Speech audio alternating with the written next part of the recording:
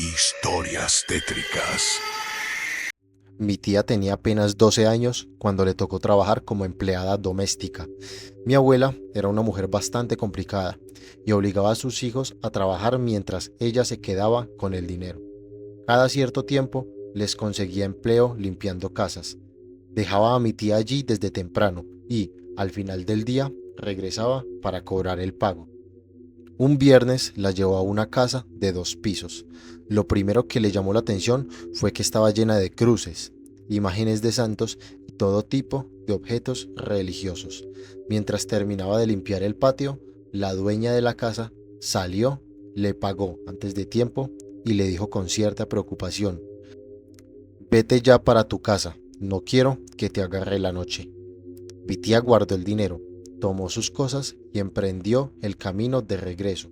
El sol ya casi se ocultaba y el sendero estaba completamente solo. A mitad del camino vio un cabro enorme bloqueándole el paso. Como le daban miedo los animales, decidió rodearlo con cuidado para evitar que la embistiera. Pasó junto a él sin mirarlo demasiado y siguió caminando. Pero apenas avanzó unos metros, escuchó un ruido atrás de ella. Se dio vuelta y sintió que la sangre se le helaba. El cabro se había levantado sobre sus 2 patas traseras. Le estaba señalando directamente con una de sus pezuñas.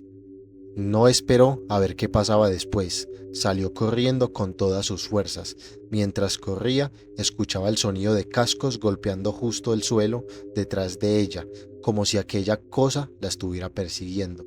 Y entonces ocurrió lo peor. Entre esos ruidos escuchó que alguien pronunciaba su nombre con una voz muy extraña, una voz quebrada, parecía el llanto de un perro. No volteó ni una sola vez, siguió corriendo hasta que dejó de escuchar los cascos y aquella voz aterradora desapareció por completo. Hasta el día de hoy asegura que jamás volvió a pasar por ese camino cuando caía la noche.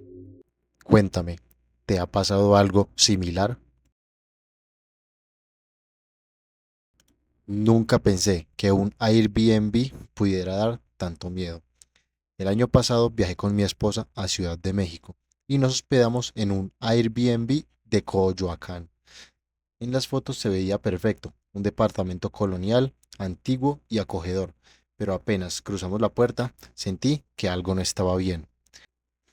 Era un lugar pequeño, con un solo cuarto, pero parecía la casa de alguien que había vivido allí toda su vida. Había figuras de angelitos, discos de los años 60, cuadros pintados a mano y muebles muy antiguos. La cama parecía pertenecer a una anciana, y yo no podría quitarme de la cabeza de que la dueña había muerto ahí y que nunca se había ido. Esa noche me acosté mirando hacia el cuarto, mientras que mi esposa dormía del lado de la puerta. Antes de apagar la luz, comprobé varias veces que aquella pesada puerta de madera estuviera completamente cerrada. No quería despertar y encontrarme viendo la oscuridad de la sala. A las 3:30 de la madrugada me despertó un ruido. La manija de la puerta se movía con fuerza, como si alguien intentara entrar. Desperté a mi esposa de inmediato. En ese instante, la puerta se abrió de golpe y luego continuó abriéndose lentamente hasta quedar completamente abierta. No era una corriente de aire. Lo peor fue la sensación que llenó el cuarto. El ambiente se volvió insoportablemente pesado, como si hubiéramos entrado a la casa de alguien que seguía allí y estuviera furioso por nuestra presencia. Mi esposa alcanzó a ver la puerta abierta. Me miró unos segundos y, aunque nunca lo admitirá, simplemente se dio la vuelta e intentó volver a dormir. Yo pasé el resto de la noche completamente paralizado por el miedo. Al día siguiente intercambiamos lugares en la cama. Según ella, era por comodidad, pero estoy seguro de que tampoco quería volver a dormir junto a esa puerta. Y eso no fue todo. Mientras me afeitaba con una rasuradora eléctrica, el enchufe salió disparado del tomacorriente, como si alguien lo hubiera arrancado de un tirón. Cada noche ocurría algo extraño, ruidos, una sensación constante de que alguien nos observaba y un miedo que me obligaba a rezar hasta quedarme dormido, a pesar de que ni siquiera soy religioso. Desde entonces aprendí una lección. Hay casas que conservan los recuerdos de quienes vivieron en ellas y otras que, quizá, todavía conservan a sus antiguos dueños. ¿Alguna vez has sentido que un cuadro te observa sin importar a dónde vayas? Cuando era adolescente, visitaba muy seguido la casa de una amiga. Todo parecía normal, excepto por un enorme retrato de su abuela que colgaba en la sala.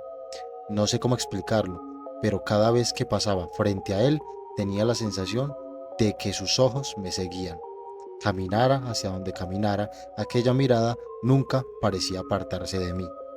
Al principio pensé que solo era mi imaginación, pero la casa tenía algo extraño. En el centro había un patio cuadrado, completamente abierto. La habitación de mi amiga estaba en el primer piso y, frente a su ventana, no había pasillos, balcones ni barandales por donde pudiera pasar una persona. Sin embargo, muchas noches, mientras hablábamos, veíamos una sombra cruzar lentamente frente a la ventana. Siempre era la misma silueta. Salíamos de inmediato para comprobar si había alguien, pero el patio estaba completamente vacío. Nunca encontramos una explicación. Con el tiempo dejamos de mencionarlo, como si ignorarlo fuera la mejor forma de evitar que volviera a ocurrir. Años después, mi amiga me confesó algo que jamás me había contado. Su abuela había fallecido dentro de esa misma casa y el retrato fue colocado exactamente frente al patio donde aparecía aquella sombra. Desde ese día no puedo dejar de preguntarme una cosa.